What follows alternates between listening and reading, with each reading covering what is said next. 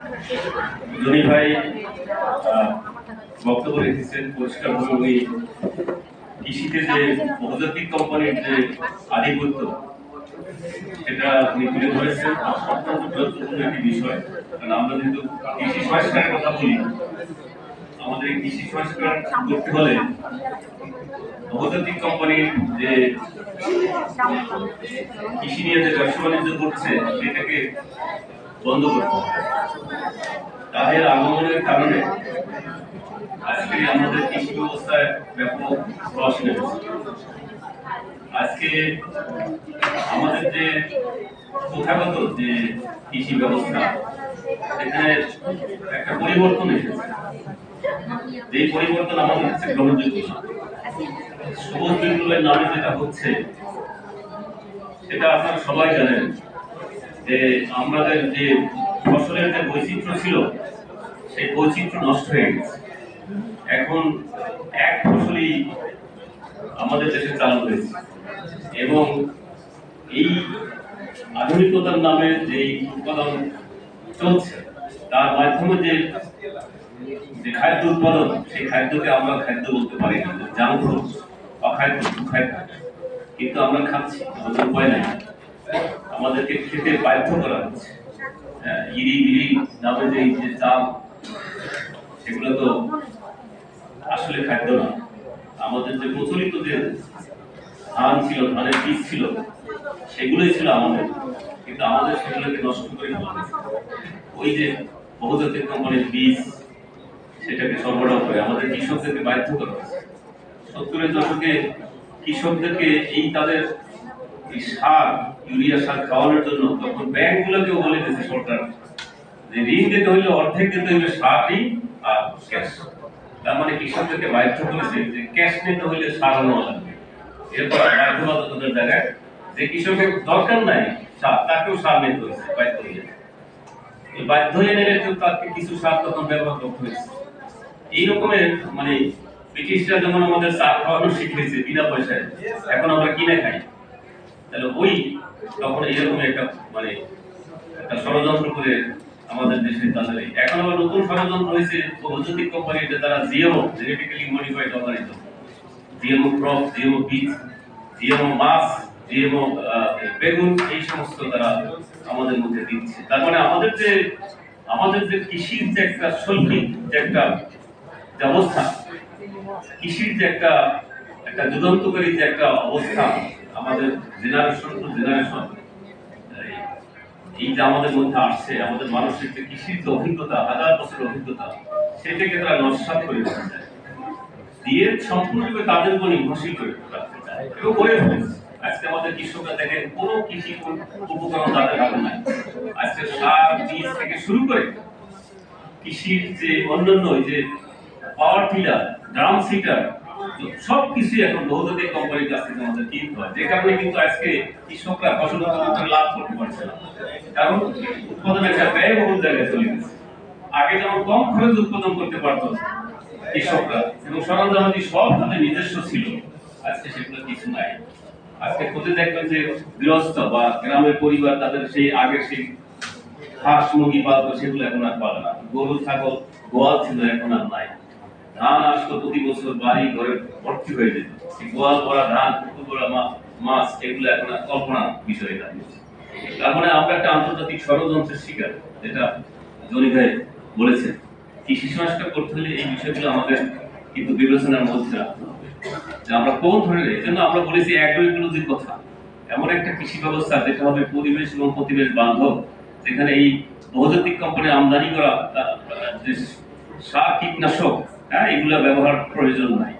এগুলা ছাড়াই যে ফসল কৃষকরা উৎপাদন করতে পারবে, তা যদি তাদেরকে সুযোগ দেওয়া হয় তাহলে তারা কয়েক গুণ বেশি ফসল উৎপাদন করতে পারে এবং আমাদের যে চাহিদা সেটা পূরণ করতে পারে। কিন্তু এই জায়গাটা আসতেছে না, আসতেছে সরকার, না আসতেছে কারণ এখানে বহুজাতিক কোম্পানির ষড়যন্ত্র বিদ্যমান, তার স্বার্থ বিদ্যমান। এটা আন্তর্জাতিক এক গভীর ষড়যন্ত্র আছে, শুধু বাংলাদেশ না, এশিয়া, ইউরোপ, ল্যাটিন আমেরিকা, যত কৃষি জায়গা আছে সব নিয়ে একটা গভীর ষড়যন্ত্র চলছে। এগুলো বিবেচনা রেখে আমাদের কৃষি সংস্কারের কাজটা করতে হবে। আপনাদেরকে ধন্যবাদ। বন্ধুরা, আমাদের মাঝে উপস্থিত আছেন এদেশের বাম আন্দোলনের অন্যতম নেতা, বাংলাদেশ ভূমিহীন সমিতির কেন্দ্রীয় কমিটির সহ সভাপতি ডাক্তার শামসুল আলম, আমাদের বন্ধু সংগঠন, তিনি আমাদের সামনের মঞ্চে বসা আছেন। এখন আমি প্রথমত রাজশাহী জেলার বাংলাদেশ কৃষক ফেডারেশনের সভাপতি হাসিনুর ভাইকে আলোচনার জন্য বলবো। তারপর ভূমিহীন সমিতির সহসভাপতি, তারপরে আমাদের বাংলাদেশ শ্রমিক ফেডারেশনের সাধারণ সম্পাদক, এই তিনজনের পর মুক্ত আলোচনা সমাপ্ত করে আমরা মঞ্চে চলে আসবো। হাসিনুর ভাই বক্তব্য রাখছেন। বিসমিল্লাহির রহমানির রহিম। উপস্থিত আমার সামনে উপস্থিত সহযোদ্ধা ভাই ও বোনেরা এবং মঞ্চে উপবিষ্ট অতিথিবৃন্দ এবং প্রবন্ধকরা, আমি প্রবন্ধটা শুনেছি, কিন্তু প্রবন্ধনা একটু আমাদের সমতল ভূমি আদিবাসীদের অবস্থা এবং আমাদের উত্তরাঞ্চলের অবস্থা একটু আসলে ভালো।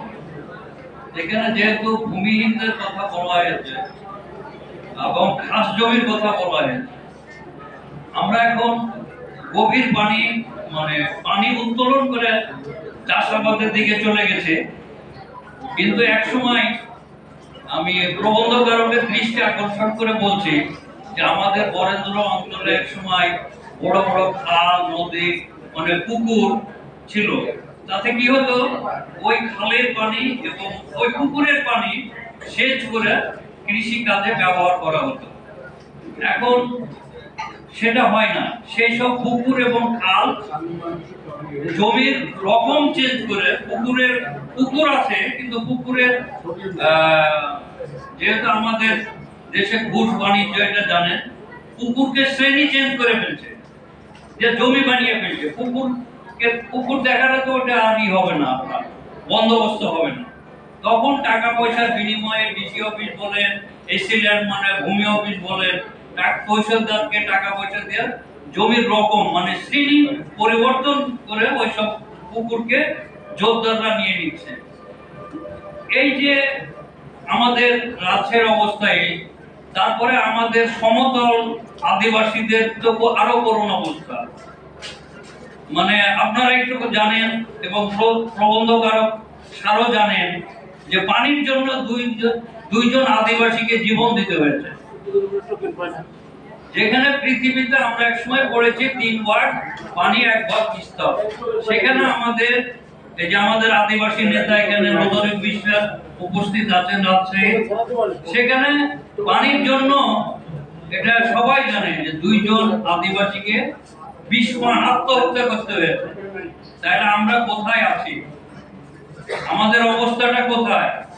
আমরা, আমাদের সভাপতি সাহেব বলে গেলেন, আমাদের বীজ, আমাদের সার, আমাদের একটা অভ্যাস হলো আমরা যখন হারিয়ে ফেলি তখন ওটা নিয়ে আন্দোলন করি।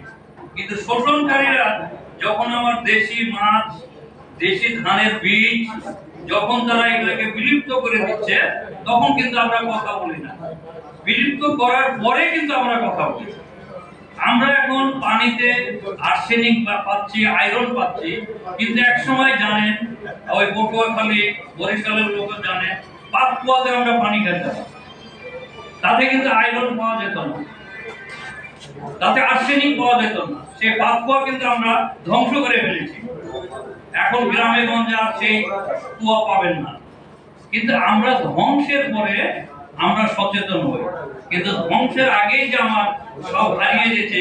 আমার মা দাদিরা ধানের বীজ সংরক্ষণ করতে কিভাবে করতেন, এখানে যারা কৃষক শ্রেণী আছে আমরা কিন্তু সবাই জানি। সেই সব বীজ আজ কোথায় পাবেন? কেউ পাবেন না, সম্ভবই না। আজকে আমার দেশি মাছ কোথায় যাবে? আগে ডাক্তারের কাছে অসুখ দেখাইতে গেলে ডাক্তার বলছেন, বাবা কচি মুরগির ঝোল, ছোট ছোট মাছের ঝোল, ঝিঙ্গা শাক, চাউলের ভাত, এগুলা খাবেন। শুধু ওষুধ খেলে আমাদের অসুখ থাকতো না। ডাক্তারদের এইসব পরামর্শ মতো আজকাল কি পাবে ঝিঙ্গা শাক? অসম্ভব। আমার ছোট মাছ কোথায় গেল? এই যে আমরা বিলীন হয়ে যাচ্ছি, এই বিলীনের পিছনে আমাদের কোনই নাই। তবে আমাদের কৃষকদের আরো একটা বিষয় আছে। আমরা কৃষকরা 80% কৃষক আমরা বলি, কিন্তু আমরা কৃষকেরা এই ফেডারেশনের ছত্রছায়ায় ডাকেন, আসবে না। কেন আসবে না? আমি বিশ্বাস করি, আমার জীবনে, সাংগঠনিক জীবনে আমি বিশ্বাস করি তিনটে জিনিস আমাদের খুব গুরুত্ব। একটি হলো অর্থ, আরেকটি হলো যোগাযোগ, আরেকটি হলো জনবল। আমাদের যদি অর্থ, জনবল, যোগাযোগ ঠিকভাবে থাকে, আমরা এখনো পারবো। আমরা যেটার জন্য আন্দোলন করছি এটা এখনো সম্ভব। কিন্তু আমরা কৃষককে যদি বলে আসেন এক জায়গায় হই, এটা খুব করা কঠিন। আজকে আমাদের, আপনারা আরো বিগত দিনে যান, এক সময় 18 জন কৃষককে সারের জন্য জীবন দিতে হয়েছে, এটা ইতিহাস। 18 জন কৃষককে মৃত্যুবরণ করতে, আর কি শুনবে? আজ থেকে ন্যাক্কারজনক ঘটনা কি আছে? আজকে আমাদেরকে কীটনাশক সারের জন্য জীবন দিতে হচ্ছে, আমাদেরকে পানির জন্য জীবন দিতে হচ্ছে। তাহলে আর কত কি জীবন দিলে আমাদের কৃষকদের উপকৃত হবে? আমি প্রবন্ধকারকের কাছে অনুরোধ করব, স্যার আপনার পক্ষে যদি সম্ভব হয় আগামী দিনে কিছু তথ্য উপস্থাপন করা, তো আমাদের বরেন্দ্র অঞ্চল এবং রাজশাহী অঞ্চল এবং আমাদের উত্তরাঞ্চলের সমতল আদিবাসীদের কথা একটু তুলে নিয়ে আসবেন। আমি আরো একটা কথা বলি, গাইবান্ধাতে একটা সুগার মিল ছিল, আপনারা জানেন কিনা জানি না, সেটা বন্ধ করে দিয়ে ওখানে কথা ছিল সুগার মিল যদি না চলে ওই সম্পত্তি যেহেতু আদিবাসীদেরকে ফেরত দিতে হবে। সেখানে সেই সম্পত্তি আদিবাসীদের ফেরত না দিয়ে যোদ্ধারা ওই সম্পত্তি নিয়ে নিলেন। সেখানেও আদিবাসীদেরকে জীবন দিতে হয়েছে। আমাদের বাংলাদেশের সাংবাদিক ভাইদের দৃষ্টিতে সেটা আসেনি। আল জাজিরা ধরিয়ে দিল যে দেখো আদিবাসীদের বাড়িতে আগুন কে দিচ্ছে। এই হলো আমাদের দেশের অবস্থা। সময় শেষ, আমাকে দুটি কথা বলতে দেওয়ার সুযোগ দেওয়ার জন্য ধন্যবাদ। সকলকে আসসালামু আলাইকুম।